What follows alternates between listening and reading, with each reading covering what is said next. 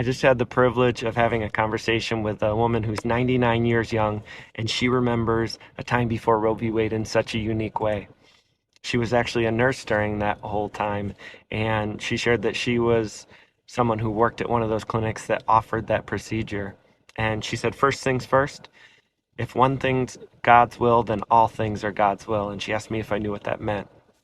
And I said no. She said, well, if getting pregnant with that fetus is God's will, then going through the procedure to remove that fetus, that's also God's will. We're only human, and since we can't assume as humans what's God's will, then all things must be God's will. That's the only thing we can assume. And she said, you do understand that most men have more reproductive cells in a dirty sock in their dresser than what's removed in any one of those procedures. And I laughed, and she goes, no, no, that's not funny at all. She said, men are so worried about what happens to those reproductive cells if they're within a woman's uterus, but they never worry about those reproductive cells if they expel them themselves. She said, that's the control part.